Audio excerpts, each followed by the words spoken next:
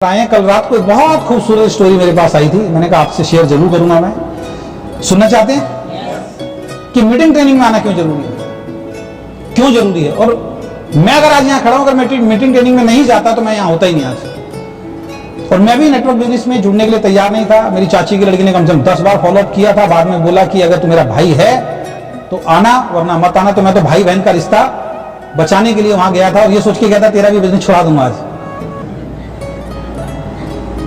मैं उसके पेशेंस को बहुत धन्यवाद देता हूं कि उसने 6-7 बार मेरा फॉलोअप किया। कई बार 250-250 रुपए की उसने टिकट ली। एक विदेशी कंपनी हुआ करती थी उस वक्त के अंदर, 20 साल पहले। उसकी हिम्मत की दाद देता हूं। आज वो कहां है मुझे नहीं मालूम, मतलब कहां, मतलब नेटवर्क बिजनेस में तो नहीं है, बल्कि वो कहती है कि आज तू जो भी कुछ है मेरी वजह से। मैं कहता हूं हाँ मैं बहन, मैं तेरी वजह से ही हूं। और ये ध्यान रखना कि कई बार आपका अपलाइन या आपकी डाउनलाइन में कोई व्यक्ति सिर्फ केवल इसलिए आएगा कि वो खुद कामयाब नहीं होगा, लेकिन आपको कोई ऐसा कामयाब व्यक्ति दे जाएगा जो आपको कामयाब बनाएगा। वो खुद काम नहीं करेगा तो टिके रहना बहुत ज्यादा जरूरी है। तो मेरी बहन ने मुझे बिजनेस दिखाया, आज वो इस बिजनेस में नहीं है तो लाइफ मेरी चेंज हो रही है। मैं बहुत समझाता हूँ, नहीं करती है।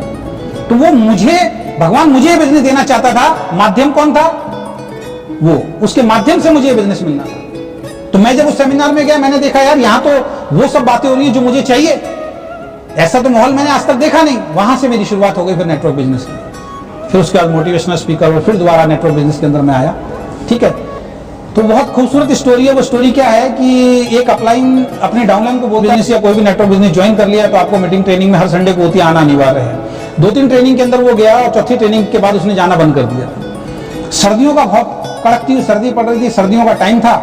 उस सर्दियों के टाइम के अंदर वो जो अपलाइन है एक दिन उसके घर पहुंच गया। घर में उसके कोई नहीं था, वाइफ वगैरह मदर वगैरह कहीं बाहर गए हुए थे किसी शादी के अंदर। वो घर में बैठा हुआ था। उसने एक अंगीठी जला रखी थी, उस अंगीठी में मुड्डे के ऊपर वो बैठा हुआ था।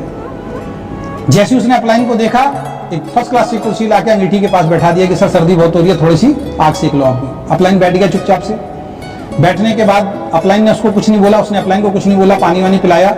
तो अपलाइन ने देखा चिमटा रखा हुआ। अपलाइन ने क्या किया, अंगीठी में कोयले धधक रहे थे, उस चिमटे को अंदर डाला और एक कोयले को निकाल के साइड में रख दिया। अब डाउनलाइन देख रहा है ये कर क्या रहा है।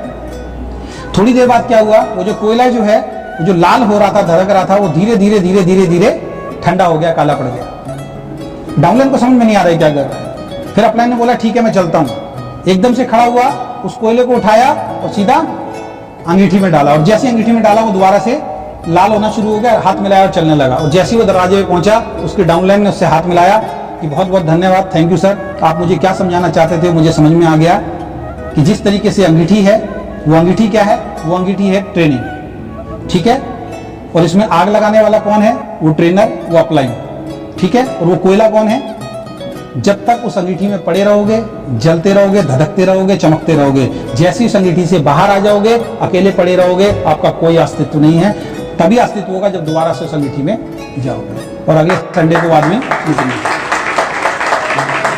तो मीटिंग ट्रेनिंग इसलिए जरूरी है, ठीक है ना। आपका संपर्क खत्म हो जाता है अच्छे माहौल से। जब बच्चों के ऊपर हम 5-5, 10-10 हजार रुपए खर्च कर रहे हैं, ये पता होते हुए भी कि उनकी नौकरी लगने वाली नहीं है आने वाले वक्त में, तब भी हम खर्च करते हैं।